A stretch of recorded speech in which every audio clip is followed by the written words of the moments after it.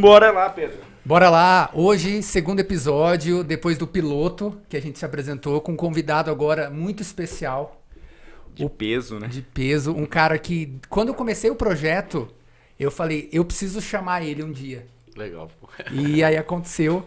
Vou apresentar você rapidamente pra galera que não tá te vendo aqui no vídeo, tá te ouvindo. Ó, Henrique Maia, 32 anos, casado com a Camila Maia, pai da Maria Clara e do Tito. É um cara que é fundador, presidente e líder apostólico da organização ministerial Edenis Church em Campo Grande. Um cara que já está com igreja em várias cidades, a gente vai saber mais. Está inaugurando uma cidade em breve, também que eu já estou sabendo. Ele é médico, pós-graduando em psiquiatria. Isso aí. Um cara que abandonou a medicina para seguir um outro propósito, para impactar as pessoas de uma outra forma. A gente vai saber sobre essa história melhor também.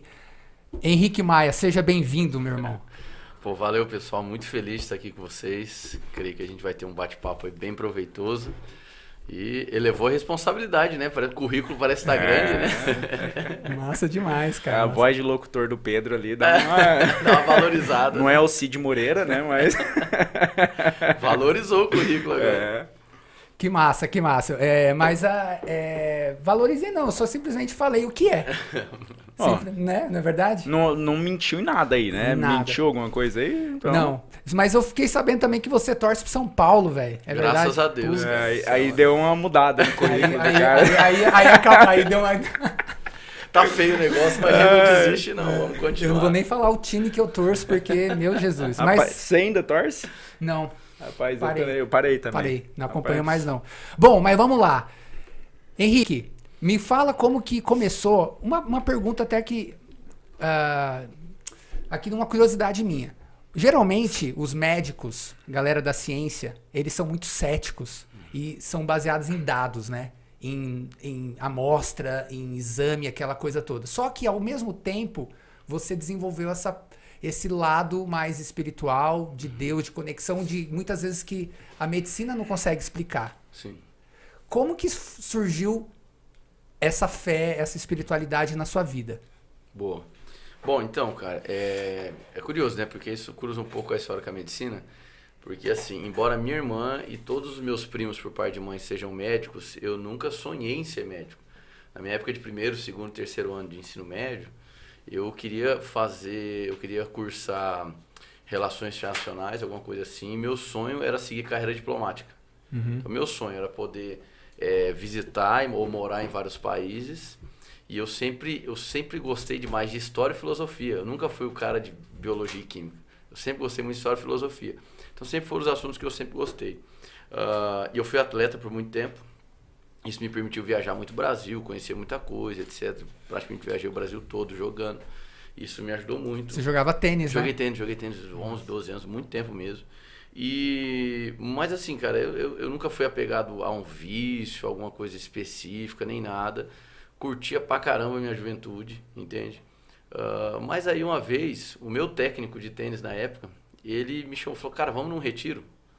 E meu interesse por espiritualidade até então era zero. Uhum. Eu falei, vamos, cara, você tá falando, vamos lá. Qual idade você tinha? Eu tinha 16. Aí eu falei, vamos lá.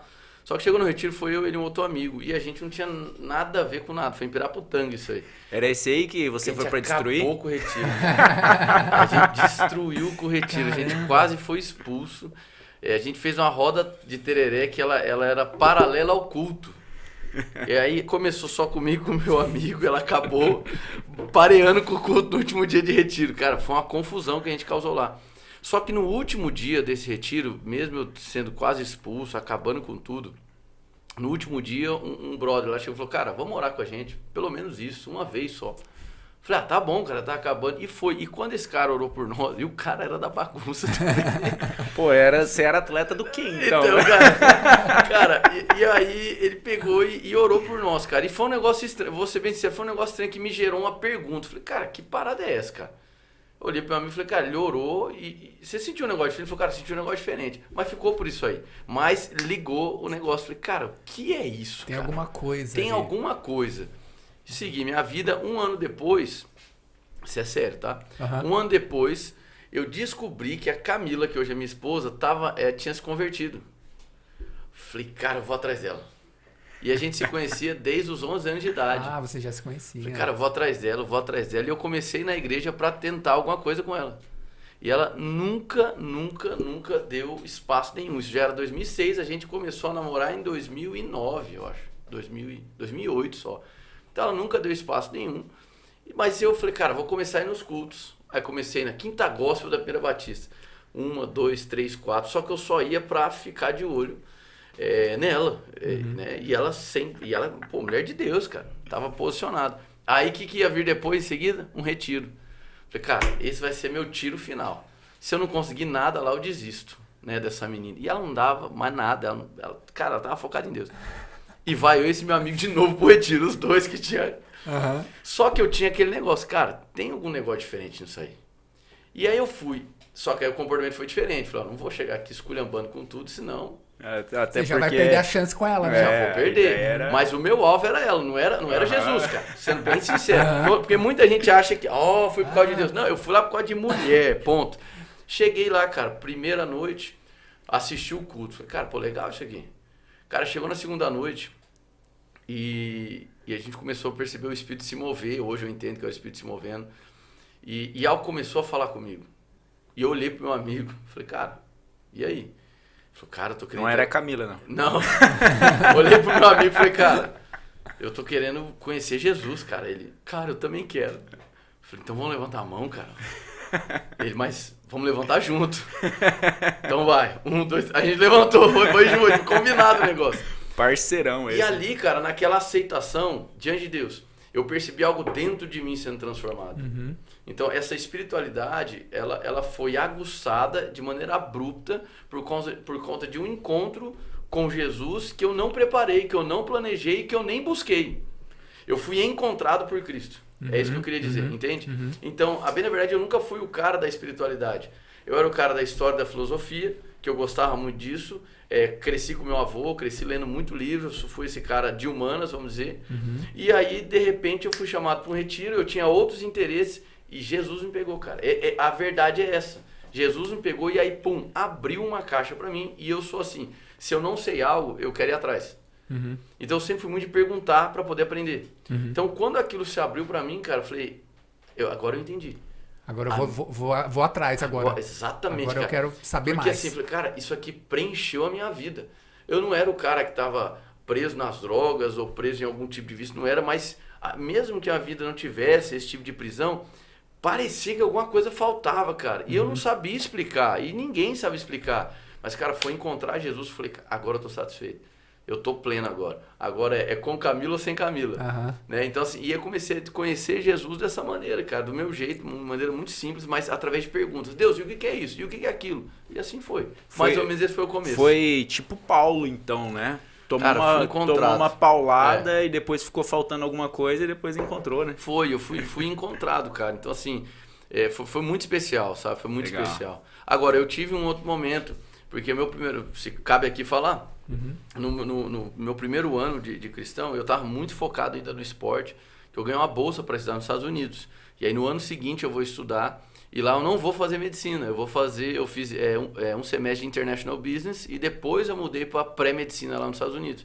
Só que o que acontece, quando eu vou para lá, eu vou, mas eu não tinha muita firmeza na palavra. Eu era uma pessoa nova, imatura. Eu tinha 17 para 18 anos e muito pouco conhecimento da palavra. Quando eu cheguei lá, cara, realidade americana de college, de universidade. Por tudo que você via de filme de American Pie acontecendo todo dia, cara. Falei, cara, e agora? Primeiro mês, segundo mês, terceiro, quarto, eu fui segurando. Chegou uma hora, cara, eu não tinha amigo, apoio, não tinha uma igreja, não tinha nada. E eu não tinha maturidade, que esse é o principal, tá? Maturidade. Eu não tinha maturidade para aquilo, cara.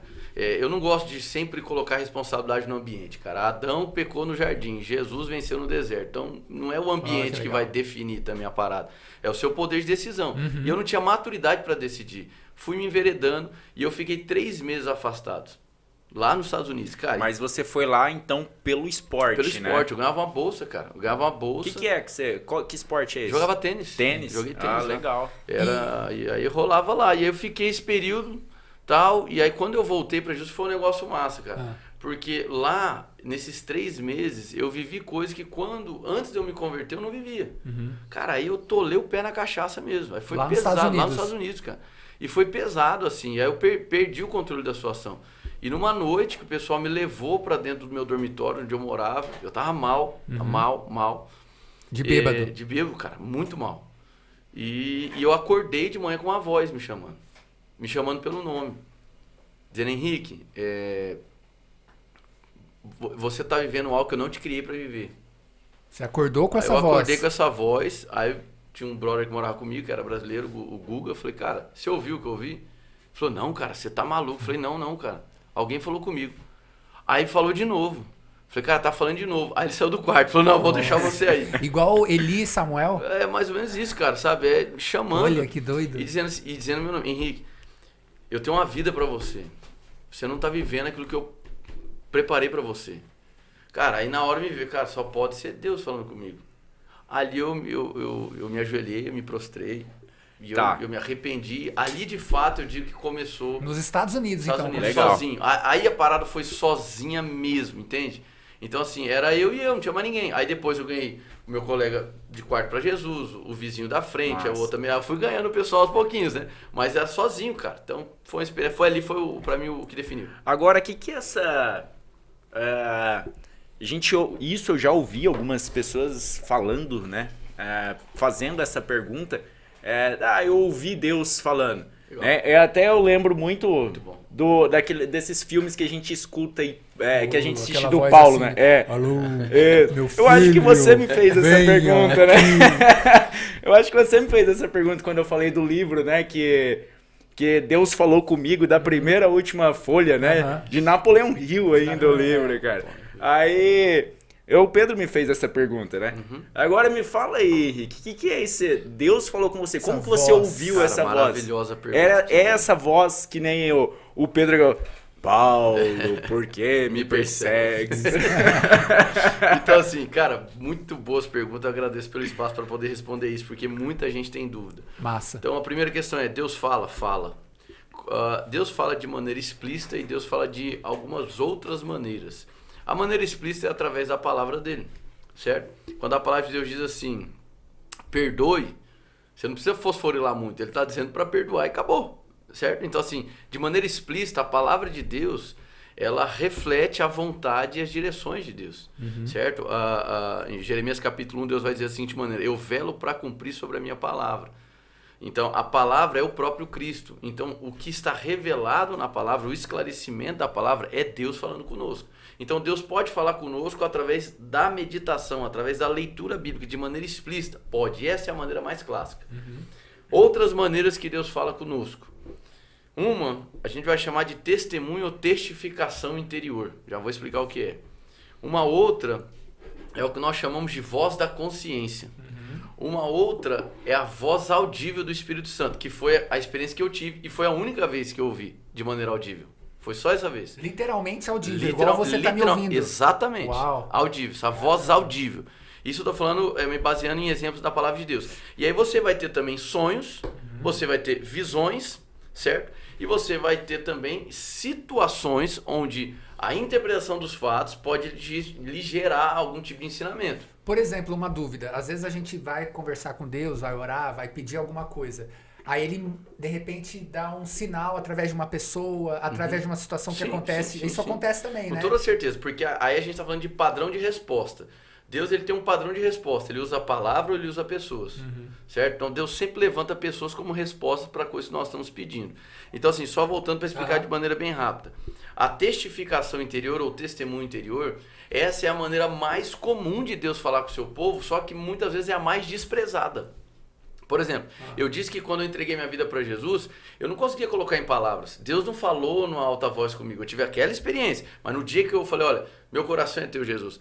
Eu não vi um anjo, eu não vi um cavalo, não vi nada. Só que dentro de mim, uma convicção de dentro, uma impressão forte no espírito me dava a certeza de algo. Uma paz interior. E a palavra vai dizer que a paz é o árbitro do vosso coração. Então, essa presença de uma paz imponente dentro de você é uma maneira de Deus falar conosco. Romanos 8,16 vai dizer, porque o próprio Espírito de Deus testifica, testemunha no nosso espírito, de que nós somos filhos de Deus. Certo? Então, e muitas das vezes, uma impressão no espírito, ela pode ser suave, é uma inclinação, pode ser uma inquietação. Essa inquietação é o espírito dizendo assim, não vai, cara. Eu comparo como um semáforo, né? Às vezes vem aquela inquietação forte, é o sinal vermelho, não avança, para. Às vezes tem um sinal verde, vem a paz. Não aqui, aqui. Aí você se move, é um testemunho interior. Agora, às vezes, você não percebe nem a paz nem a inquietação. É o sinal amarelo, então atenção. Entende? É isso. A voz audível do Espírito, ela, biblicamente falando, ela é mais rara. Ela não acontece com frequência, mas ela acontece. Comigo aconteceu uma vez. Deixa eu te falar uma coisa que às vezes eu acredito. Às vezes esse sinal vermelho não necessariamente pode ser, me corrija se eu estiver errado, não necessariamente pare, mas às vezes mude de direção. Com toda certeza. Né? Com toda certeza. Com absoluta certeza. Aí eu já vou dar um exemplo da minha vida para vocês vão entender. A voz da consciência, e Deus valoriza a voz da nossa consciência, é o quê? Deixa eu tentar aqui mostrar para vocês aqui, tá? Imagina aqui que... Pronto, aqui eu olhei para a lâmpada, perfeito. Imagina que o nosso espírito é como uma lâmpada, e a palavra diz isso, o espírito do homem é como a lâmpada do Senhor, o qual esquadrinha o mais íntimo do seu ser. Então o nosso espírito humano, que a Bíblia também chama de coração, que infelizmente a gente pensa que coração é alma, mas na Bíblia coração é espírito, ele é uma lâmpada, ele existe. Quando eu entrego minha vida para Jesus, essa lâmpada acende. Certo. O meu espírito é recriado, só que o Espírito Santo de Deus agora está ali, porque eu não fabrico luz em mim mesmo, a luz vem dele, certo? Então, muito bem, agora essa luz está acesa. Como o Henrique, a lâmpada espírito agora ela está acesa, ela tem uma voz. E essa voz do meu espírito aceso, ela vai reverberar na minha alma. É a voz da minha consciência. Tá entendendo? Então, quando você comete uma falha, você pisa na bola, você peca, por exemplo, aí vem aquela acusação. Cara, pisei na bola. Tem gente que fala, é o espírito te acusando. Não tem como, porque a Bíblia diz que o espírito não é o acusador. Mas é o nosso espírito recriado liberando a voz na nossa consciência, dizendo, pisou na bola. Entendeu? Entendendo isso, então, a gente pode deduzir que Deus fala toda hora, o tempo todo, com todo mundo, muito, com qualquer um. Provavelmente ele já tinha falado contigo antes e você só que não estava sabendo interpretar. Né? Ou você não parou, não deu uma atenção, olha, sei lá. Eu costumo dizer assim, que as pessoas às vezes falam assim, olha, acho que Deus... não me ouve mais. Deus escuta, cara.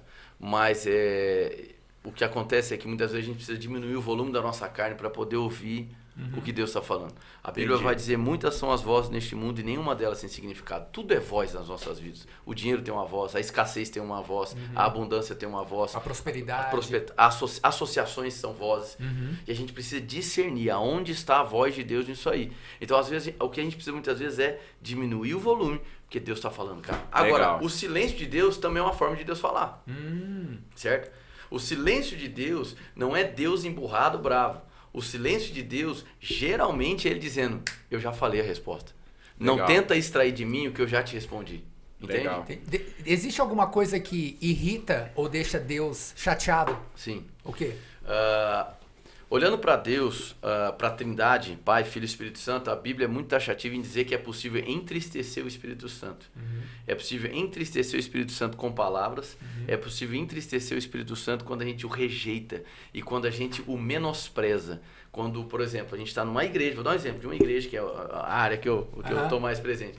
Você pode estar numa igreja, você pode estar pregando uma mensagem, pode estar cantando uma canção, mas sem dar espaço para o Espírito Santo atuar.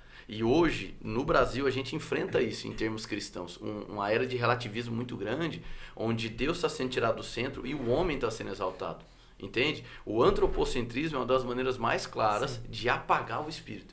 Então, o Espírito Santo, que também é Deus, ele pode ser entristecido, ele pode ser apagado. Agora, existem coisas que Deus odeia. E a Bíblia é muito clara sobre isso. Deus odeia o pecado, de maneira frontal. Deus odeia tanto o pecado, ele tem uma franca oposição ao pecado, porque o pecado é o responsável por ter desfigurado a obra-prima de Deus, que é o ser humano. Entende? Então, a Bíblia traz essas expressões quase que humanas para Deus, para facilitar a nossa compreensão. E ajuda, realmente ajuda. E esse pecado, ele tem algum nível, né? Porque algo entristecer o Espírito Santo não seria um pecado? o que seria o pecado exatamente que faz Deus odiar, Certo. né? Que faz Deus... Porque Deus é Pai, é Filho e Espírito, né? O que faz ele odiar ou então ele se entristecer? Existe algum nível, Perfeito, alguma coisa? vamos Porque lá. eu acho que as pessoas ficam sempre com essa dúvida, né? Sim. Eu, inclusive, né? Que momento, pô, será que isso aqui é pesado? Será que isso aqui não é... Uma coisa que a gente escuta muitas, e é errado isso, não existe pecado, pecadinho, pecadão. Tudo é pecado. E não, a Bíblia gradua. A Bíblia diz que Tem níveis. Existem alguns tipos de pecados que são para morte. Existe um tipo Legal. de pecado que não tem arrependimento. A Bíblia... Então, assim, existe graduação. Legal. As consequências são completamente diversas para cada tipo de pecado. Agora, pecado é errar o alvo. A palavra do grego amartos é errar o alvo, certo? E quando a gente fala sobre o ódio de Deus ao pecado... deixa eu até fazer uma ressalva aqui. Não é o ódio do ponto de vista humano, sentimental, literal. Porque o ódio para nós é quando a pessoa fala com as suas entranhas, né, movido pelos seus sentimentos todos avassaladores. O ódio de Deus é uma franca oposição. Moralmente falando. E o ódio de Deus ele é necessário para que Deus seja perfeito moralmente falando. É entende? igual a questão da ira, né? A gente tem a ira humana e a ira de Deus. Que a de Deus é necessária em alguns pontos. Não, é necessária e é o que faz com que Deus seja íntegro por completo. Porque Legal. se Deus não odiasse certas coisas e não irasse com certas coisas, ele seria complacente. Exato. E se Deus fosse complacente com o pecado, a gente nunca seria salvo. Foi porque ele odiou o pecado que ele enviou Jesus Cristo para nos salvar. E o que é legal da graça através de Cristo? A graça nos habilita a odiar o que Deus odeia. Legal. Entende? A odiar o que Deus odeia. Legal. Entende? Então, isso assim, isso também faz parte da graça. Exato. E assim, a questão que você perguntou, né, sobre ter alguns... que nível de pecado? A Bíblia, ela fala sobre pecado para a morte. E ela fala sobre um pecado do qual não há arrependimento. Existe muito, como é que eu posso dizer, divergência do ponto de vista teológico para falar sobre esse pecado que não há arrependimento, que é o chamado de blasfêmia contra o Espírito Santo. Essa tal blasfêmia contra o Espírito Santo, que a maioria dos teólogos respeitados atribuem, eu acredito, é quando existe uma negação, uma rejeição do Filho de Deus, mesmo tendo já o conhecido. Então não é uma coisa para o ímpio, para quem não conhece Jesus, é uma coisa para quem já caminhou com Jesus. O processo de ignorar mesmo, né? Ignorar, negar ao ponto de atribuir uma obra divina a Satanás. Entendi. Entende? Então, assim, é complexo, não é um negócio simples. O cara tem que ser um gênio para conseguir fazer isso. É mais ou menos isso. Então, mas existem sim algumas questões de pecados com maior gravidade, etc. Legal. Deixa eu mudar um pouco do assunto agora. À vontade. O que você pode trazer de paralelo da sua jornada de tênis pro mundo do empreendedorismo? Porque eu vejo a igreja como um CNPJ também. Claro. Você tem que levantar várias formas de fundos para... O negócio tem que ser autossustentável. É um PJ. sim, né? É um PJ, PJ. você tem contas a serem pagas e tudo mais. Primeiro, vamos lá. Você se considera um empreendedor? Quando começou isso? E o que você traz de paralelo do tênis que te ajudou, de repente, a fundar a igreja, a Perfeito. você tocar a sua jornada agora? Cara, muito legal você falar isso. Porque eu atribuo muito do que eu sou hoje ao esporte. Muita coisa. E o tênis, ele é um esporte onde é diferente de futebol, por exemplo. Você tem 10 caras do seu lado. E se você não tá um dia bom, você tem 10 que pode estar e pode te ajudar. Não pode ser como São Paulo, que os 11 estão ruins, abraçados ali. Mas assim, pode acontecer. Mas o tênis não, o tênis é você sozinho. Então isso lapida você. Isso vai te modelando a aprender a aguentar a pancada. Assim, a maneira como eu fui treinado me ajudou muito. Eu tive 2 técnicos na minha história de tenista. Por 5, 6 anos eu fui treinado por um argentino. E depois fui treinado por um brasileiro, que foi o cara que me ganhou para Jesus e etc, que me discipulou. E com os 2 foram fases muito importantes. Porque o argentino, ele carrega algumas características muito bacanas, assim, sabe? Da luta, da garra, sabe? Da garra, né? Cara, sangra, mas não desiste, sabe? Esse tipo de coisa. Eu aprendi isso muito dele. Muito. Sou muito grato a Deus pela vida dele. Cara, sofria. Mas hoje, olhando, puxa, sensacional. E com o outro, eu aprendi muito sobre isso. Eu era muito, como é que eu posso dizer? Instável. Na época que eu comecei a jogar tênis. E eu fui aprendendo a lidar com as emoções. Então, vamos dizer assim, a quadra de tênis era como se fosse uma terapia para mim. Porque foi onde eu fui aprendendo a organizar o que eu sinto, organizar minhas emoções. Porque, cara, o tênis ele é muito psicológico. Entende? Tipo assim, você oscilou um momento, perdeu, já era.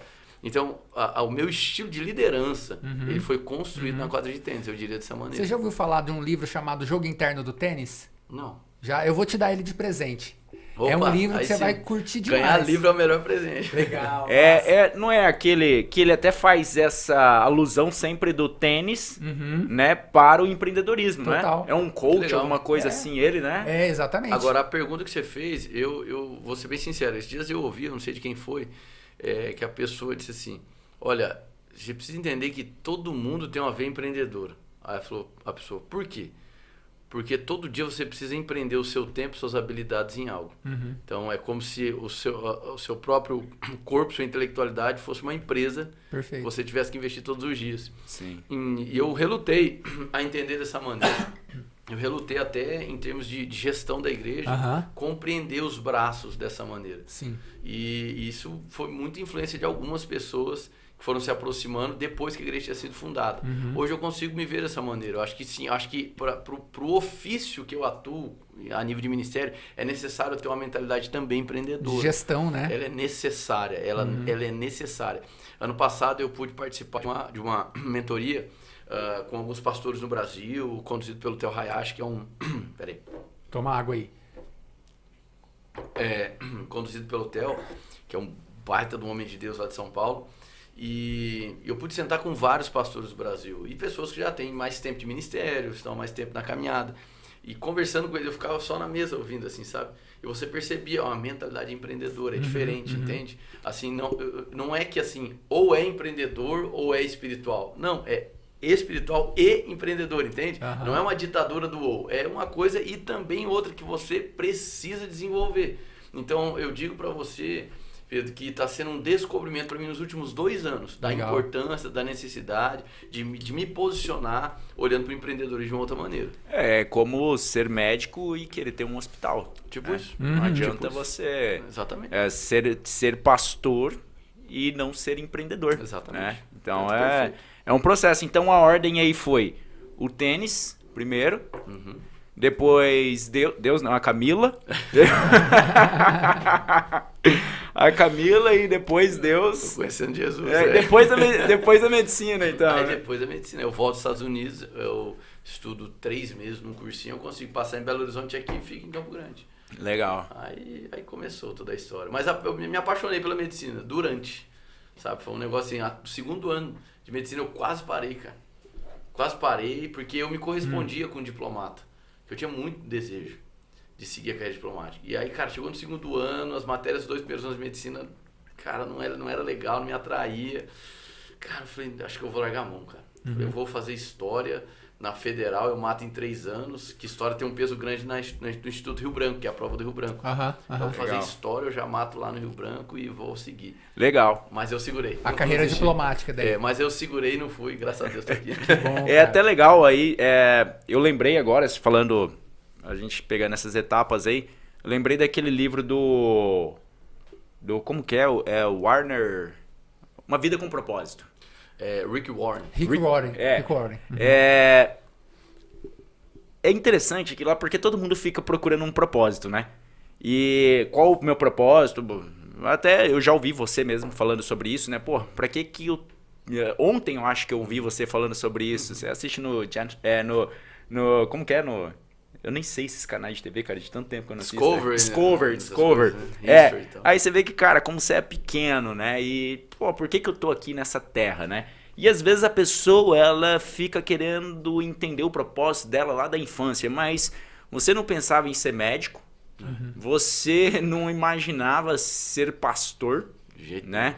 E hoje você considera que isso é um propósito que...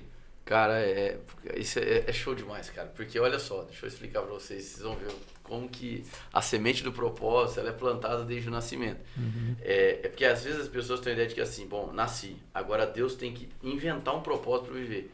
E a verdade não é essa. A verdade é, existe um propósito. Deus te cria para viver o propósito.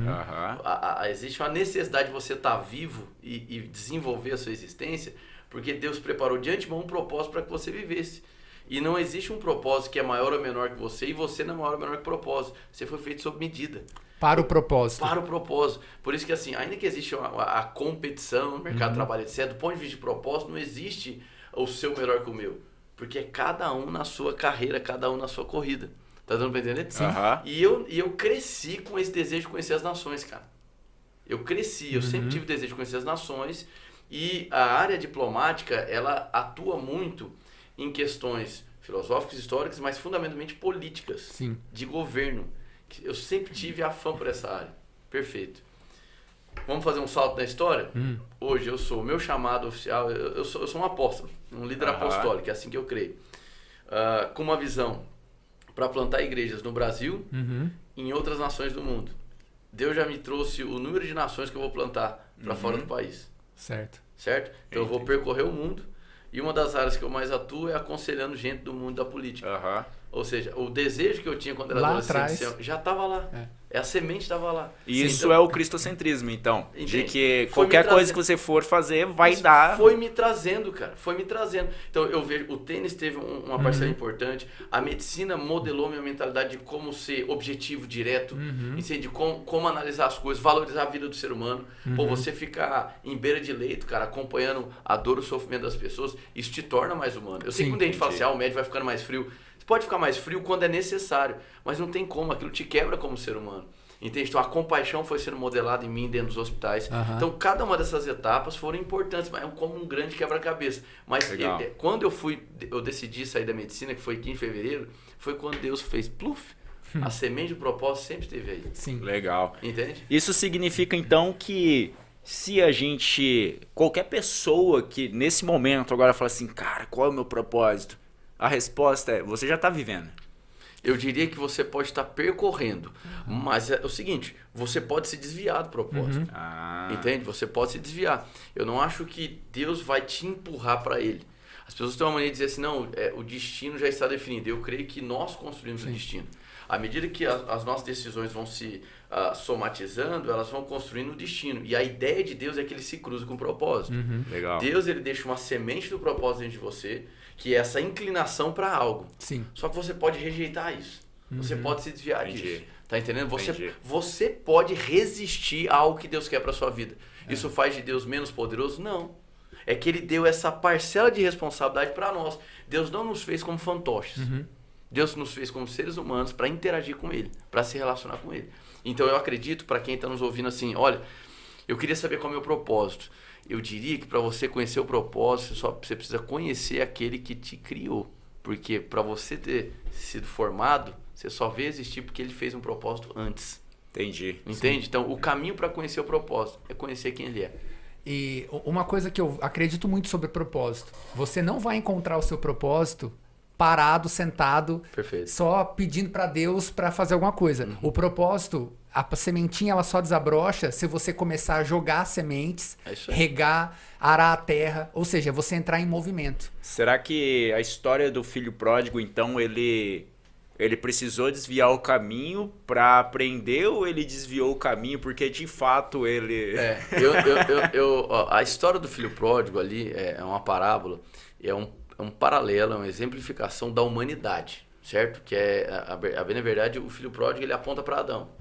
Nasceu na realeza, nasceu no jardim, nasceu no ambiente da presença, ao lado do rei, e ele decide ir embora, certo? O retorno do filho pródigo mostra o caminho da redenção, Jesus Cristo. Ele volta. Eu não acho que o ser humano tem que sofrer para poder conhecer o propósito. Mas eu acho que o caminho do propósito vão ter intempéries, desafios, etc. Legal. Agora, tem pessoas que apenas quando sofrem ou estão numa situação muito vulnerável, que elas buscam querer conhecer quem elas são e de onde elas vieram, para onde foram e qual a razão de sua existência. Legal. Mas não quer dizer que Deus empurrou elas para as cordas. Quer dizer que ela se afastou tanto que agora ficou por si só.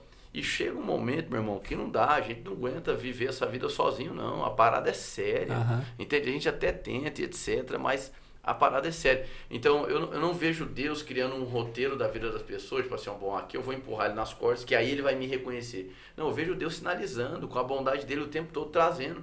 Só que ele também, ele é tão maravilhoso, irmão, que ele não vai nos manipular. Ele nos concede uma trilha de inspiração, mas ele não vai tomar adesão por nós. Então, sempre existe um caminho glorioso. E esse caminho glorioso com Deus não é um caminho que está privado de ter intempéries, desafios, etc. Eles vão existir, mas não é o sofrimento que define o propósito. A bem da verdade, quando o propósito é claro, até o sofrimento faz sentido. Sim. Entende? Até tem aquela frase, né, do Viktor Franklin, né? Quem tem um porquê, suporta qualquer como, né? Uma vez eu estava escutando uma mensagem do reverendo Miles Monroe, que era um tributo ao Nelson Mandela, depois que ele tinha falecido. E, se não me engano, essa frase ele pensou do Mandela. Ele falou assim, muitas pessoas têm uma razão para viver, só que muitas não têm uma razão para dar a sua vida, ou seja, para morrer. Entende? Então, as pessoas que têm medo da morte, elas são as pessoas que, na verdade, elas têm medo da vida. Então, são tão vazias na vida que a morte as aprisiona no medo e etc. Então, eu acredito muito nisso. Acho que o propósito, eu gosto de uma outra frase do Miles, que ele diz assim, a pior coisa na vida, a maior tragédia na vida, não é a morte, mas é uma vida sem propósito. Entende? Uma vida sem significado. Você acha que você é o quê? Um pedaço de carne para ocupar 1 metro quadrado? Existe um propósito na sua vida. Agora, a gente só descobre esse propósito quando a gente se aproxima daquele que criou o propósito e me criou. Sim. Aí as coisas começam a fazer sentido. Sim.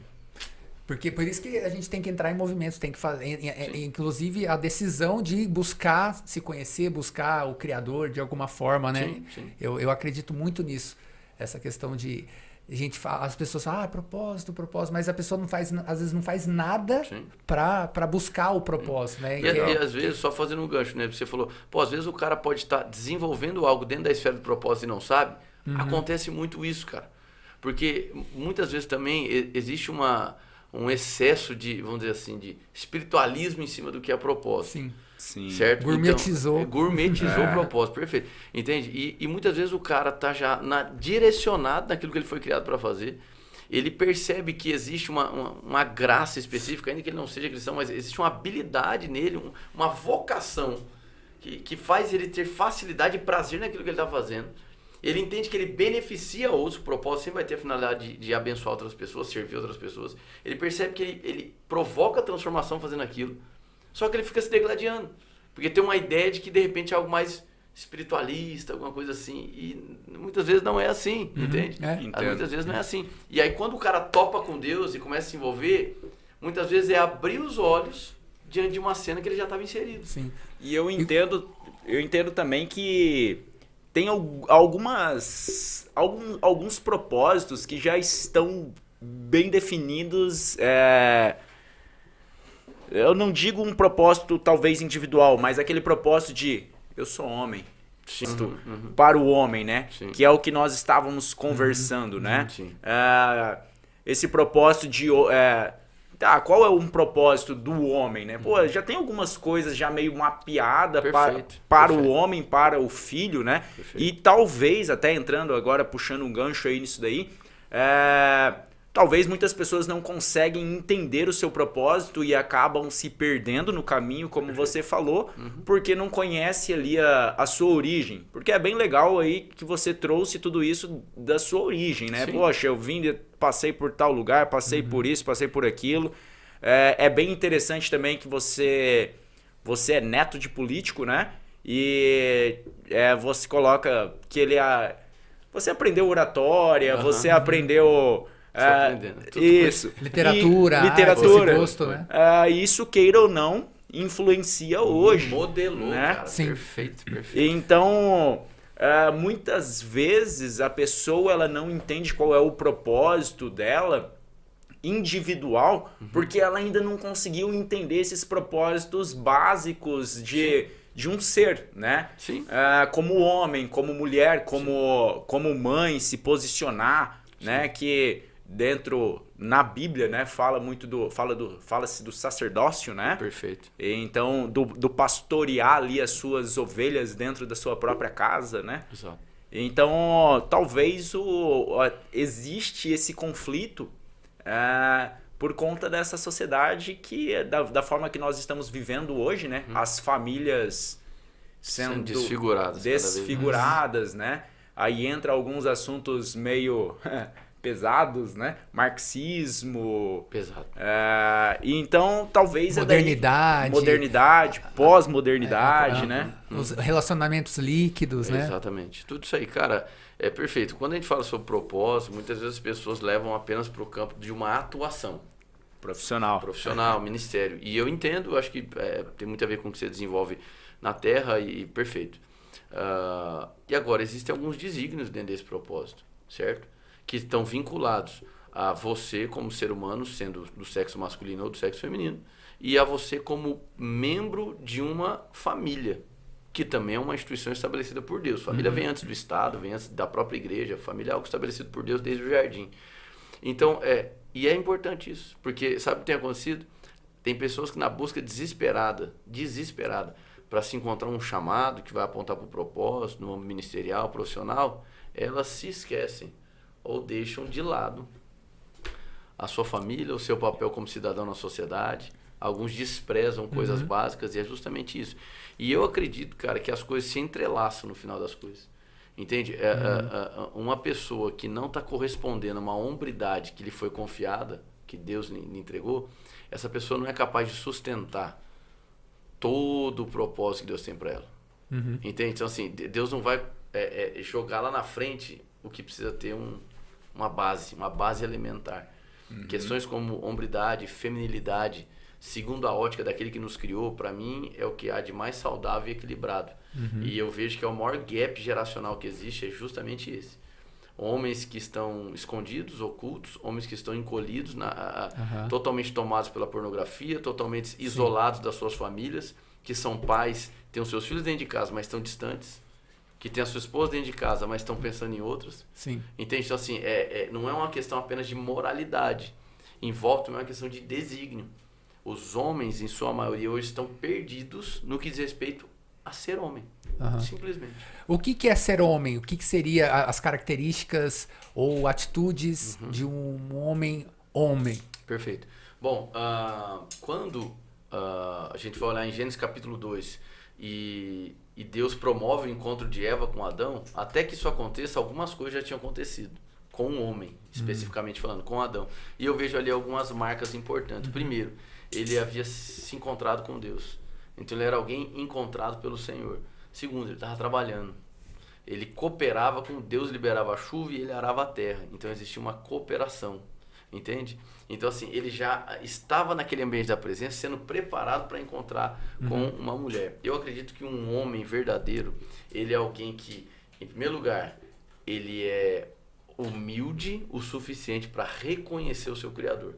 Por mais que você fale, mas isso mas não é demais, não parece muito bíblico. Não é, a questão é a seguinte: aquilo que você crê vai definir como você enxerga o mundo, como você se enxerga, como você enxerga o próximo. É o que eu chamo de cosmovisão. Aquilo que você tem como cosmovisão. Então, homens de fato, são pessoas que, em primeiro lugar, são humildes o suficiente para reconhecerem que dependem de alguém, dependem de um Criador. Segundo, o homem foi colocado para ser um símbolo da força de Deus.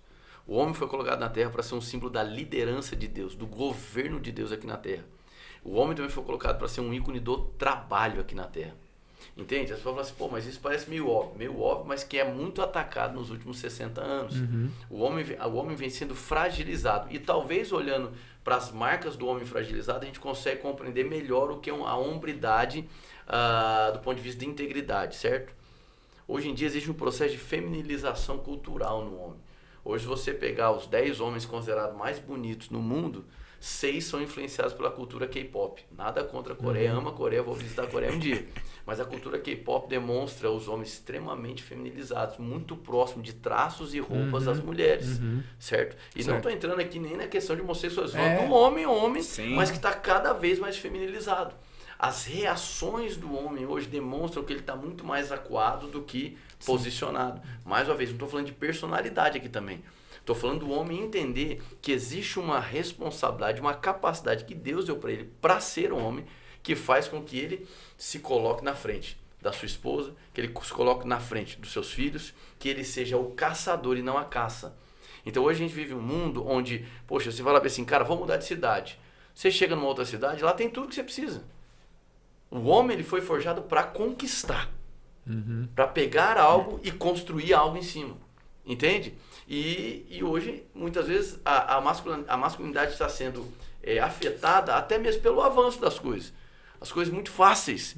Então está roubando do homem o senso de desafio, está roubando do homem o senso de confronto. Hoje em dia você percebe homens que eles preferem abaixar a bola do que morrer pela sua família. Eles preferem fugir, entende? Então eu vejo o verdadeiro homem como aquele que entende que ele é o que guarda, ele é o que governa, ele é o que lidera. Então quando ele olha para o trabalho, ele não vai olhar para o trabalho apenas assim, vou fazer o que eu quero. Não, vou fazer o que é necessário. Eu preciso me doar pelos meus. Eu não posso ficar esperando o mundo me adequar. E hoje que a gente vive é isso. Homens que estão esperando tudo se adequarem àquilo que ele espera. E aí você vai ver as reações do homem pós-moderno. Hoje, uma dor no homem pós-moderno, ela parece que ela é a morte. E a dor no homem, do ponto de vista da antiguidade, a dor faz parte do processo. E se necessário, ele está exposto a que doa de novo. Sim. Porque ele está fazendo isso por causa de alguém ou por causa de uma família. Então eu vejo muito o propósito do homem entrelaçado com a essência que Deus colocou nele. Você vai governar, você vai liderar, você vai ser uma pessoa que vai exercer domínio. Não é sobre as outras pessoas, mas sobre você mesmo, sobre sua própria vida. Então você vai conduzir, você vai caçar, você vai dar nome, você vai liderar o processo. Você não vai ficar acuado. Hoje, por exemplo, eu tava lendo, eu não me lembro agora o nome, de um dos ícones que começou a fomentar a pornografia, sabe, algumas décadas atrás. Sabe qual era o objetivo final da pornografia? Fazer com que os homens começassem a consumir bastante material pornográfico. Para que eles, vamos dizer assim, esse pecado sexual é um tipo de pecado oculto. Porque geralmente o cara não vai se masturbar e ver pornografia junto com os filhos. Ó, pessoal, vamos lá agora. Não. Ele tá escondido lá. Tá escondido, tá escondido. Sim. Então qual que foi a finalidade da pornografia? Olhando do ponto de vista assim, diabólico, né, maligno. Eu vou isolar o homem. Ele vai começar a se alimentar do prazer sexual na pornografia, mas o alvo não é dar prazer para ele, o alvo é isolá-lo. Que eu isolando eles, ele perde a conexão com os filhos. Você enfraquece o homem. Se enfraquece o homem, ele perde a autoridade dentro de casa. Eu isolo os filhos. Toda vez, vou utilizar a linguagem bíblica aqui, que o diabo quis ferrar com uma nação, ele olhava o homem. Exatamente. Ele castra o homem e depois mata as crianças. E onde que entra aí, Henrique, aquele...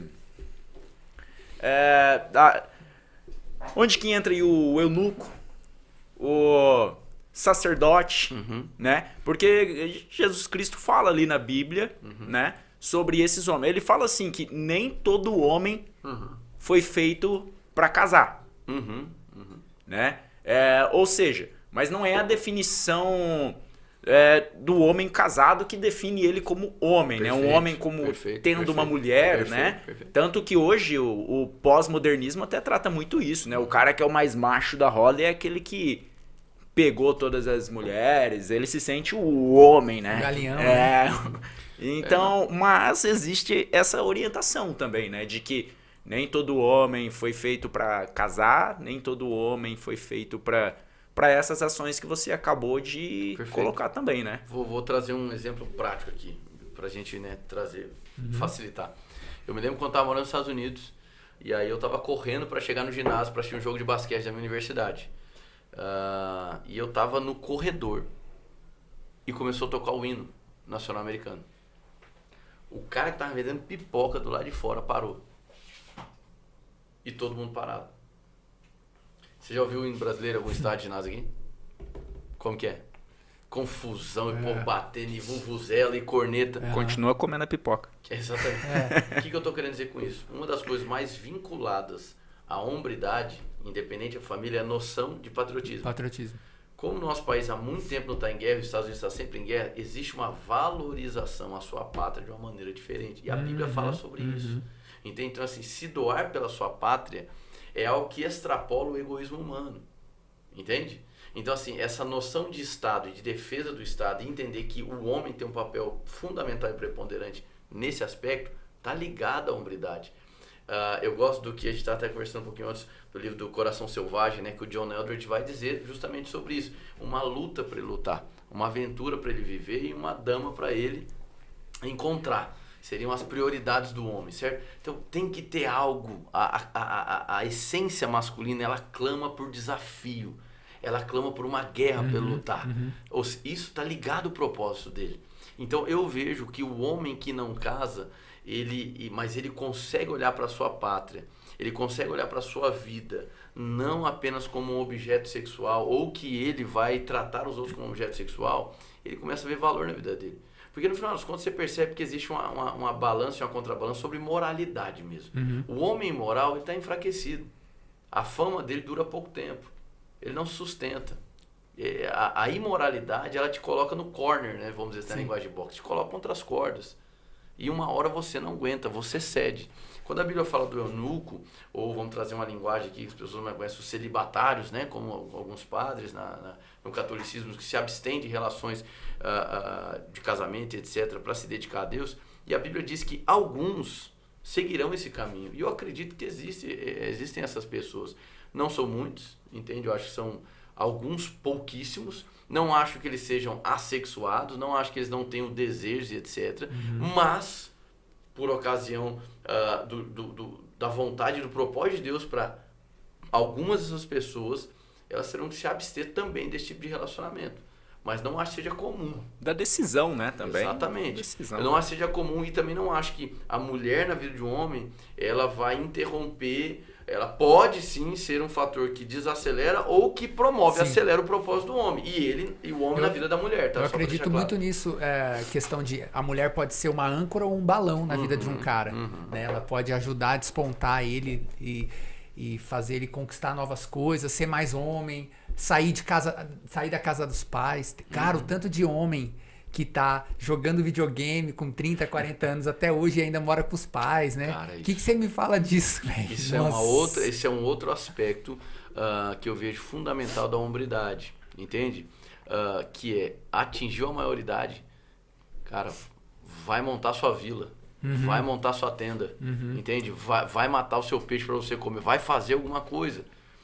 Você percebe o tanto que a hombridade ela está afetada nessas últimas décadas, porque não existe mais o incômodo da situação. Muitos demoram a ter esse incômodo da situação. E esse incômodo ele é necessário. Honrar os pais é uma coisa, você ficar, como é que eu posso dizer assim, ligado umbilicalmente a eles por muito tempo, isso é maléfico para os pais e para os próprios filhos, entende?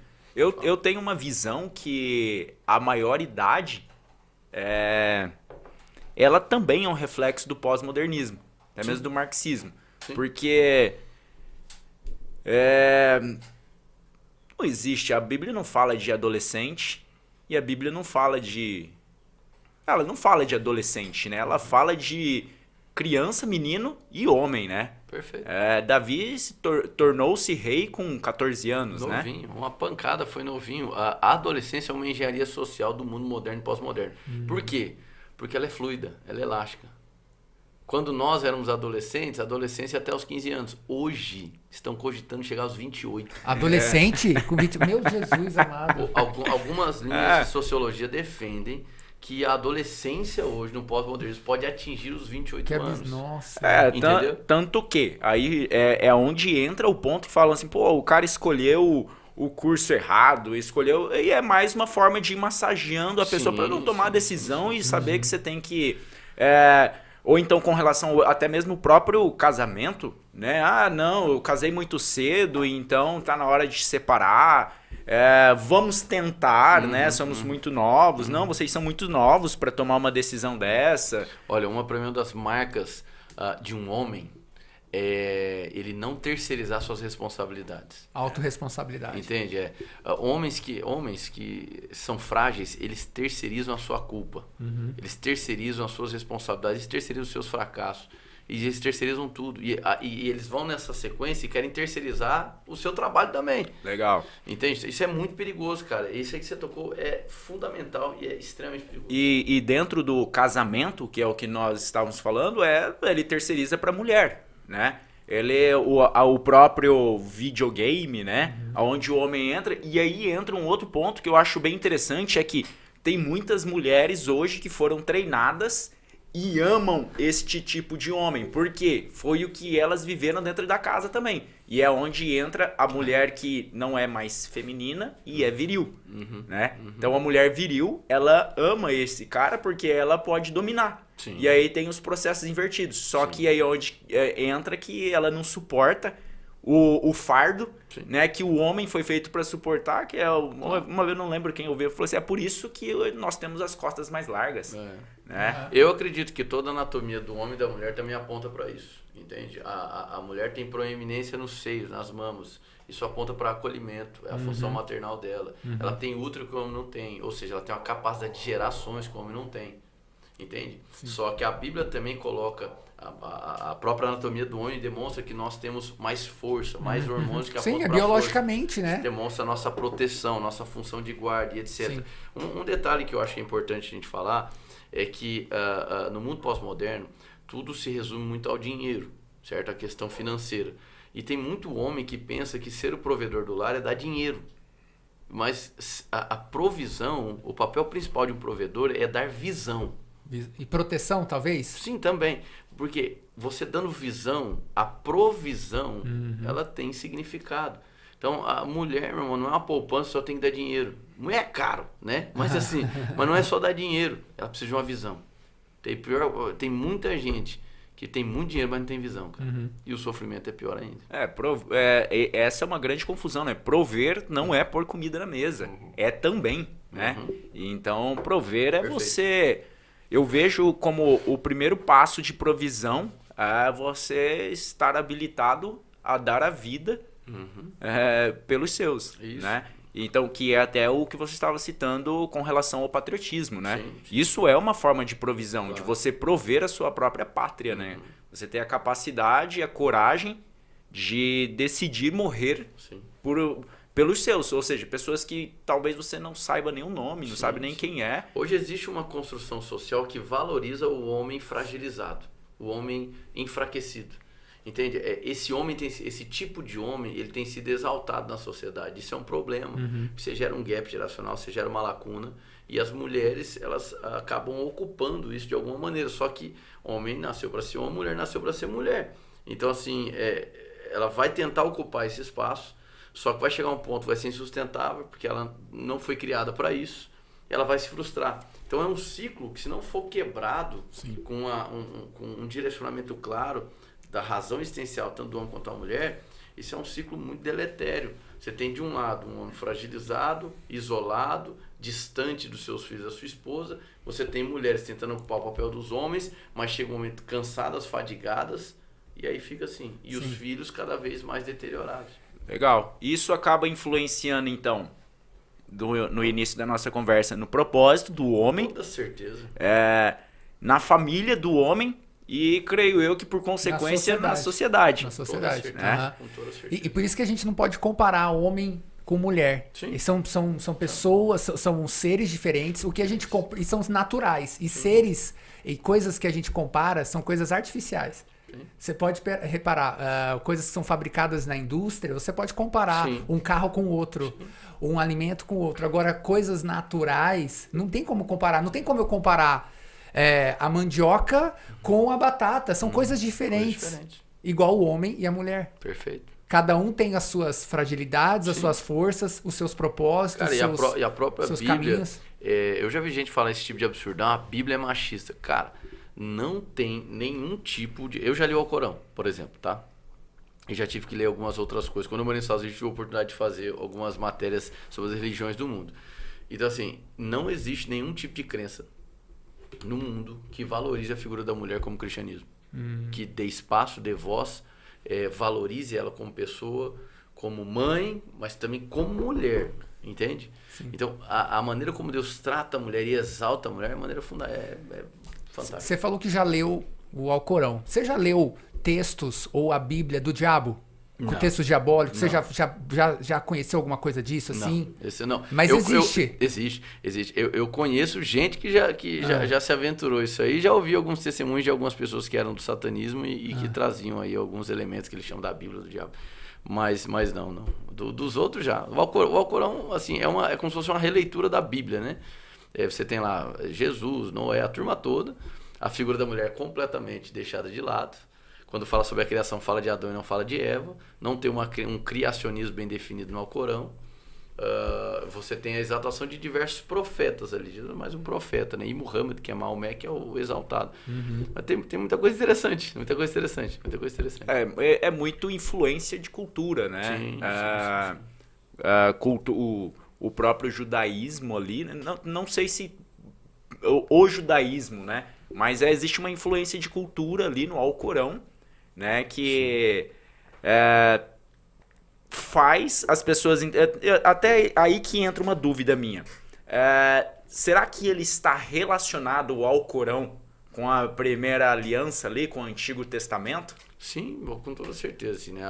O islamismo, ele vem da descendência de Ismael, né? Então, assim, a briga entre judeus e muçulmanos é uma briga de irmãos, Isaac e Ismael, né? Você tem a descendência prometida, que é de Isaac, e você tem a de Ismael. O pai é o mesmo, é Abraão. É que um é que foi com Agar e o outro foi com Sara.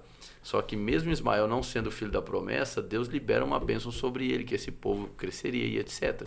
Então, ismaelitas e os isaquitas, né? E a briga continua até hoje. Legal. Tem uma coisa que você falou, e eu ouvi você falando, né? Eu achei interessante. Você fala que nós devemos ser agressivos, levar o evangelho, anunciar o evangelho e de forma agressiva. Eu vejo isso para mim está muito relacionado com o que nós acabamos de falar aqui, desse posicionamento do homem, né? Dele ir para a guerra, ele ter essa guerra para lutar. Como fazer isso? Como ser este homem agressivo que você está no sentido positivo? Certo. Cara, muito bom. Tem um texto, vamos pautar num texto aqui, tá? De Mateus 3,33, que vai dizer da seguinte maneira: que o reino de Deus, ele é como um fermento que, sendo lançado na massa, ele leveda toda a massa. O que acontece? Sem perceber, a cultura evangélica condicionou a gente a fazer o quê? Cara, vem para Jesus e depois você corre do mundo, porque senão você vai desviar. Então você fica dentro da igreja, você vai aglomerando lá, acumulando o maior número de funções possíveis para você ter atividade todo dia na igreja, para você não pensar no pecado e nem querer voltar para a velha vida. Mas essa é uma conta que não fecha muito. Porque o nosso mandato, está ligado a um propósito existencial, é de expandir a presença, a influência da presença, para fora dos templos. É para o jardim crescer, não é para o jardim ficar limitado. Esse é o mandato original do homem. Você vai crescer, multiplicar, frutificar, lá, lá, lá. Então, a cultura evangélica como um todo, ela se acostumou a ser extremamente exclusivista e fechada. Isso é um problema. Isso é um problema existencial, um problema de propósito, e que muitos se acostumaram. E é por isso que muita gente também começou a ter vida paralela. E você ter contato com quem não está na mesma igreja de você quase que virou um absurdo. Enquanto que a Bíblia está dizendo que o reino é como um fermento, que lançado na massa, leveda toda a massa. Pois se o reino é um fermento, eu sou a luz do mundo, sal da terra, eu devo me lançar. Aí eu até brinco, falo que na Édenes é a igreja que você vai escutar que você tem que ir para o mundo e não sair, e não voltar de lá, não ter medo de lá. E quando eu digo ir para o mundo, é ir para lá para ser uma influência. Por quê? Se nós somos a luz do mundo por causa de Cristo, nós não fabricamos luz, nós somos como um farol, quer dizer que se eu me privar de ser luz, eu vou estar privando embarcações de encontrarem um farol que vai direcionar elas. Ou seja, eu vou estar provocando a desgraça do mundo. Eu vou estar colaborando para isso. Então, as pessoas que ainda não o conhecem, elas precisam conhecê-lo. E eu não posso ficar esperando que todo mundo vai entrar na igreja. Eu não posso ficar esperando que todo mundo vai ver no Instagram. Não. Então, eu falo dessa agressividade como quem diz assim, cara, não se acostuma com a cadeira que você está sentando. Você não foi criado para ficar sentado, você foi criado para estar em movimento. Então, a agressividade envolve o quê? Se posiciona. Não é ficar com um cartaz dizendo Jesus te ama, mas seja o Jesus na vida das pessoas. Seja o cara que não vai se corromper. Seja o pai que vai se doar pela sua família. Seja o marido que não vai agredir sua esposa, que vai respeitar ela e que vai potencializar os sonhos dela. Tá entendendo? Entendo. Seja o cara que, se necessário, vai dobrar o seu turno porque você está pensando na sua família, porque você tem um sonho. Então, seja o cara que onde você estiver, você não vai se mover por mentira, você não vai ser um cara que vai corromper a sua moral adulterando. Ser agressivo é se posicionar de tal maneira que fique muito claro que você é o fermento que altera a massa. Entende? Então, quando eu falo sobre agressividade, eu falo justamente sobre liberar a influência que Jesus depositou em nós lá fora. Eu não consigo pensar em igreja em um templo fechado. Os templos nos ajudam a fazer uma igreja para a comunidade, para a comunhão. Mas a missão de ser igreja, ela não pode estar restrita à programação de igreja. Eu vi uma vez... Ajudou? Ficou claro? Sim, sim. Muito boa. Eu vi uma vez um cara falando que ele estava ministrando numa igreja e ele era convidado naquela igreja. Ele não era, né, pastor lá nem nada. Mas ele era o início daquela igreja e tinha um espaço lá, eu acho, para 300 pessoas.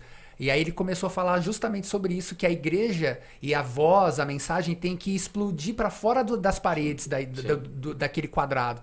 E ele falou, ó, se daqui um ano eu voltar aqui e vocês estiverem no mesmo prédio, eu nunca mais piso aqui. Porque tem que ser, quero que no mínimo um espaço para 1000 pessoas aqui. Crescendo. Posso dar 2 exemplos, assim, que foi quando minha cabeça abriu sobre essa agressividade do evangelho. Eu estava em um summit de liderança, na verdade sendo transmitido, estava acontecendo lá nos Estados Unidos. E nesse summit levaram 2 pessoas, um que era um pastor e uma outra mulher que era uma servidora de uma espécie de uma receita federal de Uganda, certo? Primeiro foi o pastor. Esse pastor chegou lá e falou, o seguinte, há um tempo atrás, estava lá na minha cidade, e o policial americano bateu na porta da igreja e falou, gostaria de falar com o senhor. O que foi? Ele falou o seguinte, a gente está com um problema muito grave, com muitas meninas se prostituindo. Muitas. Está aumentando, explodindo o índice de prostituição na cidade. Aquele pastor pegou e falou assim, não, amém, cara. Então, assim, conte com as nossas orações. Fechou a porta e foi orar. Quando ele foi orar, Deus falou para ele, não faça das orações uma muleta para você não fazer nada. Naquela hora ele, peraí. Porque a oração, ela pressupõe trabalho, cara. Eu oro porque eu acredito. Então eu me movimento porque eu orei. Entende? O que ele fez? Ele pegou os diáconos, pessoas que servem na igreja, pegou uns 3 e falou o seguinte, tá aqui um dinheiro para vocês, vocês vão na rua tal. Os caras, pelo amor de Deus, pastor, não faz isso não, cara. Lá na rua tal, onde tem as prostitutas. Ele falou, não, você vai lá. Pelo amor de Deus, pastor, vai ser uma hora escândalo. Você tá dando dinheiro pra gente. Ele falou, vai lá ver quantas você consegue trazer. Pra igreja, você quer que traz pra igreja? Pelo amor. Ele falou, cara, vai, confia em mim. Aí eles foram, trouxeram, acho que eram 3 garotos de programa, na época. Levou pra dentro. Aí ele falou, traz meu gabinete.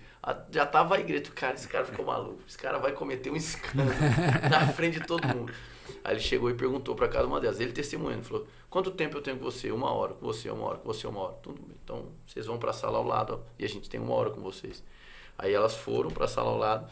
E tinha 3 missionárias, mulheres lá, que oraram com elas. Evangelizaram. Falaram de Jesus por 1 hora pra elas. Dali se iniciou o maior projeto de recuperação de meninas que estavam em situação, né, de prostituição naquela cidade americana, e eles conseguiram afetar os índices de prostituição daquela cidade. Caramba. Legal. Isso mexeu comigo. Sim. Isso é ser agressivo. Sim. Depois eu escutei dessa outra mulher, que, se eu não me engano, Kathleen Kajina, alguma coisa, se não lembro o nome dela, toda vez eu esqueço. Ela pertencia à Receita Federal de Uganda e era o órgão mais corrupto de todo o país, de Uganda. Ninguém queria trabalhar por conta da corrupção, mas ela era concursada, sei lá, trabalhava lá. E o chefe foi preso e surgiu uma vacância da chefia dessa Receita Federal. Sei lá o nome que é, mas chama de Receita Federal. E cogitaram o nome dela. E ela foi procurar o pastor dela e falou, pastor, pelo amor de Deus, estão cogitando eu para assumir esse cargo, mas lá tanta corrupção, e pô, isso vai tomar tanto meu tempo, e eu tenho, poxa, será que o meu chamado não é aqui na igreja, e etc. E o pastor dela falou assim, será que o seu chamado não é justamente para atuar nesse cargo? Cara, o que aconteceu? No tempo que ela foi lá dar essa entrevista, deve estar gravado isso. Ela disse da seguinte maneira, hoje eu tenho um problema grave lá na Receita Federal. Eu assumi a chefia e agora eu tenho um problema grave. Pessoal, qual? Ele falou, tanto a ONU quanto a OMS, a Unesco e as grandes principais organizações do mundo tentam contratar os meus funcionários. Porque transformou aquele órgão do mais corrupto para referência de administração em toda a África. Para mim isso é ser agressivo. Aí você pergunta, então ela fazia o quê? Fazia culto todo dia de manhã? Não. Ela, através da vida dela, da integridade, da honestidade, os valores, da congruência. Exato. É a maneira como ela vê o mundo. A cosmovisão cristã foi o que levantou o mundo ocidental. Foi o que trouxe ordem ao mundo ocidental. Quando você corrompe os valores judaico-cristãos, a sociedade começa a ser destruída. Então ela trouxe o quê? Uma cosmovisão. Ela não fez uma igreja lá dentro. Ela trouxe uma cosmovisão do reino. Ela trouxe uma ótica, lentes com valores do reino. E isso modificou toda a história de um órgão de um país. Usando dentro da linguagem de hoje, seria então o cristão Nutella e o cristão raiz, né? Pô, o cristão raiz, ele bate no peito, ele vai pra frente, cara. E eu gosto de gente assim, cara. Eu gosto de gente autêntica, gente que bate no peito, gente que não tem medo de errar. Gente que se arrisca, cara. Eu acredito que o risco, ele tá muito ligado à hombridade. Acho que as mulheres também gostam de homem assim, né? Com certeza. Né? Homem decidido, né? Mulher gosta de homem definido, decidido, decisão. atitude. Concordo. Bom, a gente tá chegando na parte final já do nosso episódio. Tempo voa, cara. Pô, tá legal pra caramba, legal demais, cara. Você tá gostando? Tá demais, curtindo? Que da hora, legal que demais. massa. E eu queria saber se você pode falar sobre o seu sonho. Que Deus falou com você no sonho, sobre as cidades, Sim. a quantidade. Sim. Que tem tudo isso, né? Vamos lá. Explica pra gente, ó, pra quem às vezes não conhece a Ednis, quais são as cidades que já tem, Certo. a gente tá aqui em Campo Grande, e lembrando que esse podcast vai ficar gravado pra eternidade, então Amém. daqui Boa, algumas décadas a gente Galera vai ouvir, ver, isso aí. vai ver. Não sei quando aquela, né, que a gente sempre faz visão, não sei quando você tá assistindo esse podcast, mas qual é a centésima agora que tá abrindo, né? Talvez você esteja na centésima aí. Eu tô centésima, tá vendo agora. Não sei se tá dentro do seu sonho aí, né? Caraca, boa. Então, cara, eu em 2015 foi quando... Ele tava lá onde você ouviu, né? Você ouviu lá no vaso eu falando um pouco sobre o sonho. sim. Acho que ele me ouviu falando. Então, assim, em 2015 eu tive o mesmo sonho por 5 noites seguidas. E Deus fala por meio de sonhos, eu falei isso no começo, mas não é algo comum pra mim. Deus falar comigo através de sonhos. Pra minha esposa é demais, cara. Toda semana tem algum sonho específico direcionando algo. Mas comigo não é comum. E eu sonhei por 5 noites seguidas o mesmo sonho. Aquilo mexeu comigo. Era um sonho que mostrava uma parada cheia de detalhes. E que eu acordava, Deus me levava para a palavra. E eu me sentia muito desafiado com aquilo. Eu me achava muito pequeno pro tamanho daquilo. E nesse sonho, eu via 8 cidades aeroportuárias na nação. Então, quando eu digo 8 cidades aeroportuárias, é porque eu via um clarão em 8 cidades e eu via aviões. Então, eu entendia que eram cidades aeroportuárias. E eu percebia que nesses clarões, nessas 8 cidades aeroportuárias, Deus começava a fluir com uma onda. E eu entendia pelo sonho que era uma onda de inspiração, que era o texto que ele me levava quando eu acordava. E essa onda, ela passava ela saía de um lugar e começava a passar nessas 8 cidades. E depois que ela tocava essas 8 cidades, ela subia para a América do Norte, para a América do Sul, e ela começava a ir para a Europa e ia seguindo. Entende? E a onda tocava em cada continente. A realidade é essa. Tá? É isso, amém? Então, assim, a onda tocava em cada continente. Das 8 cidades... Eu conseguia discernir as regiões que elas seriam. Eu não conseguia ver com total precisão qual cidades eram. E com o tempo Deus foi desdobrando isso para mim. Algumas pela região eu supunha, porque era assim, me mostrava um mapa no sonho e os clarões. Foi 5 noites seguidas, exatamente o mesmo sonho. Foi muito louco, cara. E aí eu via Campo Grande. Aí começou a aparecer Campo Grande, Londrina, Campinas, Goiânia. Agora a gente está indo para Manaus. Sim. Em dezembro, a gente está querendo para fazer a primeira reunião em Porto Alegre. No primeiro semestre do ano que vem, a gente vai para Joinville. E a 8ª é na região do Nordeste. Que você não sabe ainda. Eu não consigo precisar. Se eu falar que eu posso estar sendo impreciso. Mas eu sei qual caminho vai ser. Sim. Mas vai ser no Nordeste. São essas 8 cidades. E a gente já está começando a preparar as coisas para ir para fora. Então eu creio para ano que vem também já está abrindo uma frente nos Estados Unidos. Esse ano ainda eu quero viajar lá, tem algumas cidades do meu coração. E a gente já tem também 4 países já engatilhados aqui na América do Sul. E quando Deus me mostrava esse clarão, eu percebia que essa onda, ela chacoalhava a cidade. Esse é um detalhe muito bacana. Ela abalava a estrutura da cidade. E é por isso que eu tenho tanta fome de falar sobre essa questão da espiritualidade ativa. Da igreja ser um agente de transformação cultural. Não apenas... A visão não é apenas construir templo de igreja para poder encher o templo de igreja. Embora isso seja maravilhoso, a igreja aqui é grande, lotada, amém. Mas é além disso. É através de igrejas sólidas na palavra, que um dos nossos alvos é resgatar a verdadeira hombridade, sabe? É restaurar a verdadeira feminilidade, estabelecer famílias fortes, através disso, abalar a sociedade. Chacoalhar a sociedade. Então, tocar o ambiente de business, tocar a educação, que hoje, cara, a educação hoje está minada em diversos aspectos. Tocar o ambiente da política de alguma maneira. São 7 montes. São 7 montes, entende? Então, tocar a área da mídia. Cara, cada uma dessas áreas, elas precisam ser abaladas. E a visão que Deus me entregou me direciona para isso. Se eu simplesmente quiser fazer igreja sem me comprometer com a cidade, eu vou estar sendo irresponsável, eu vou estar indo na contramão do que Deus falou comigo. Eu vou estar sendo desobediente. Sim. E aí, quando eu tive todos aqueles sonhos, etc., eu fiquei por 2 anos calado, nem para minha esposa eu contei, porque aquilo assim, não é que me assombrava, mas eu costumo dizer assim, cara, se aquilo que você chama de sonho não te assusta, não chama de sonho, entende? Então, um sonho te assusta.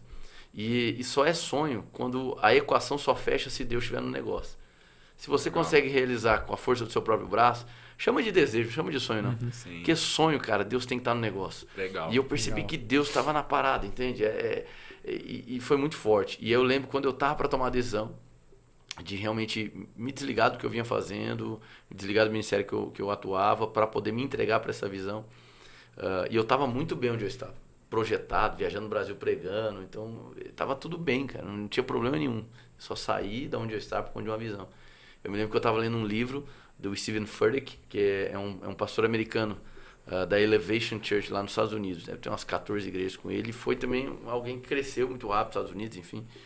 E no livro dele ele dizia da seguinte maneira: custa muito caro você ouvir e obedecer a voz de Deus, mas custa mais caro ainda não ouvir, não obedecê-lo, entende? Aquilo para mim foi definitivo. Eu falei, cara, é isso aí, minha vida vai ser entregue para isso, o propósito da minha vida está ligado a essa visão e vamos embora. Legal. Você fala muito de livros, né? Você lê muito, né? Você tá escrevendo um livro aí, não tá não? Tô, cara, na verdade eu terminei de escrever. E tem uma história de uma editora aí também. Isso. Eu ia te perguntar isso. Vai lançar o livro? Como que é? Vamos lançar. Hoje eu recebi até a capa do livro aí pra gente definir e tal. Você pode falar o nome já? Posso sim. Vai ser um livro inspirado numa série que eu fiz, tratando sobre um assunto que muita gente considera delicado. Lá na ESA a gente tem muita tranquilidade para falar sobre finanças, etc., porque a gente não tem uma conduta apelativa, vocês já foram lá, já perceberam. E eu acredito que o dinheiro tem o seu lugar na adoração, certo?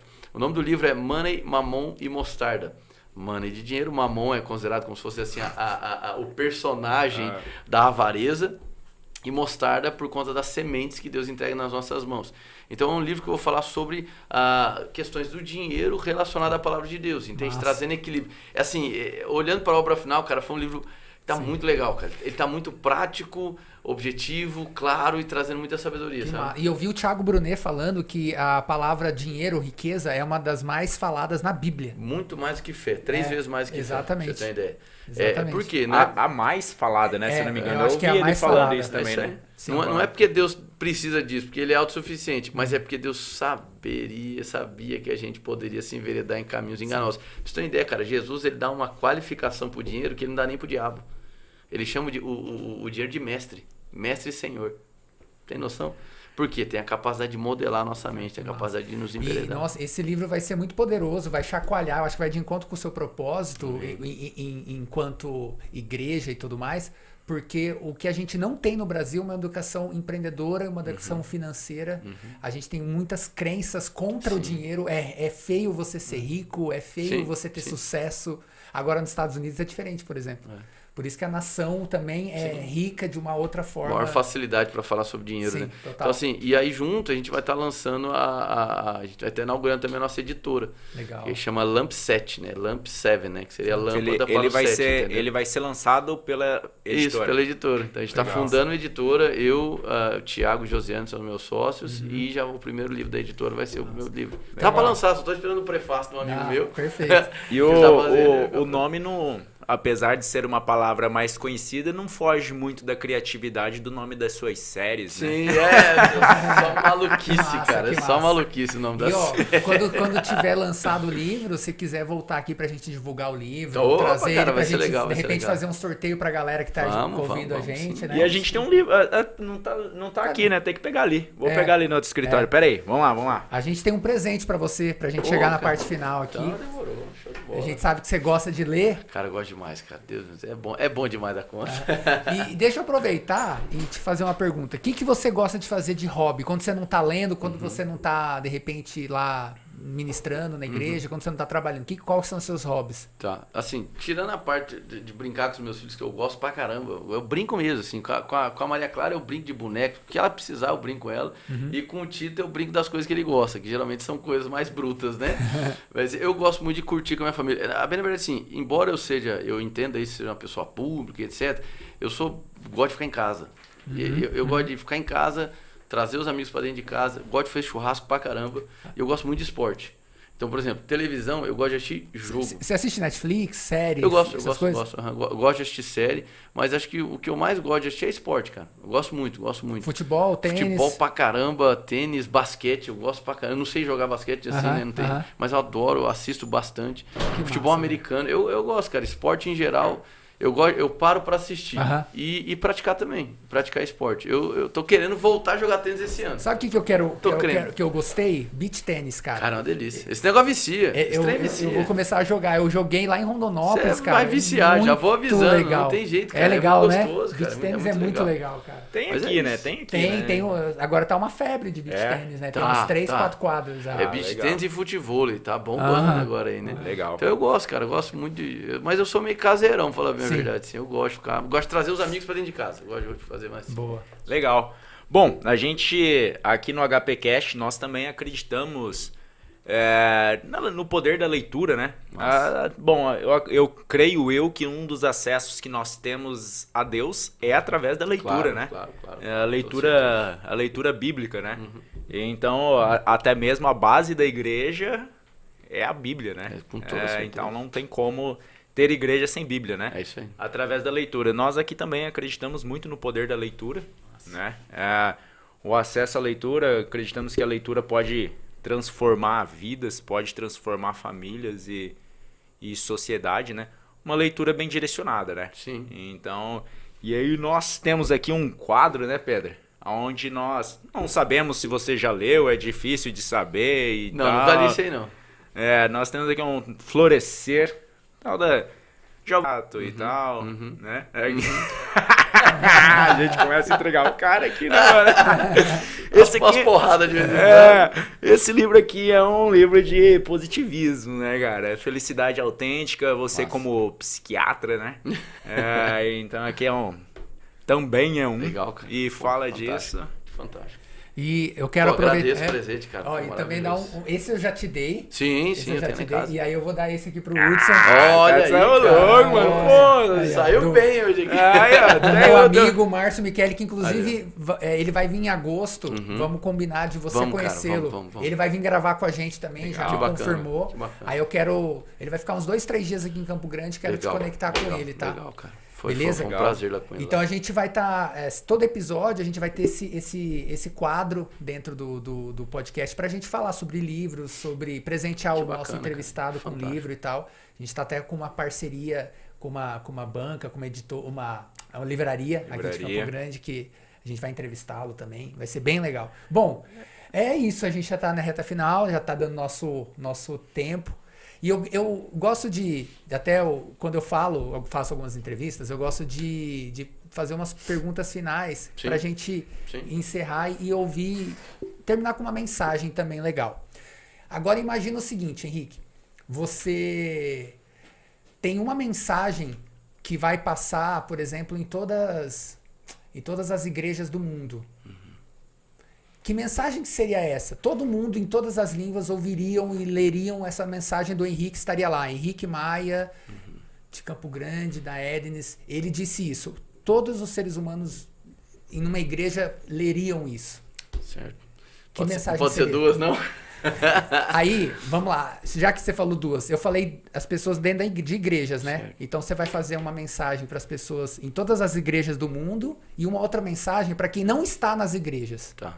No mundo inteiro. Tá. Bom, para fora das igrejas, a mensagem seria: Jesus é suficiente. Para dentro da igreja, eu diria: morra vazio. Uau.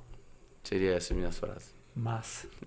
Você tem alguma pergunta aí? Daí já dava pra mais um podcast, só dessas respostas aí, né? Cara, muito, muito massa. A gente vai ter que fazer outro, né?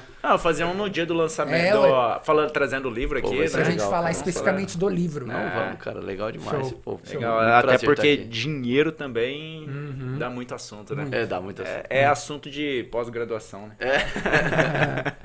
Bom, é isso, Henrique. Muito obrigado, cara. Foi eu que agradeço. Valeu demais, cara. Foi bom gente. Demais. Falou bastante, 1h30, velho.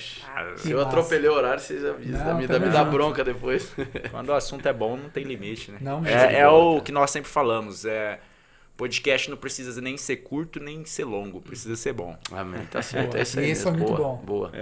É isso aí. Valeu, Hudson. Valeu, Henrique. Obrigado, tamo pessoal. junto. Obrigado, valeu. rapaziada. Show de bola, viu? Valeu, Show de bola. Tamo junto. Um abraço e até semana que vem. Show.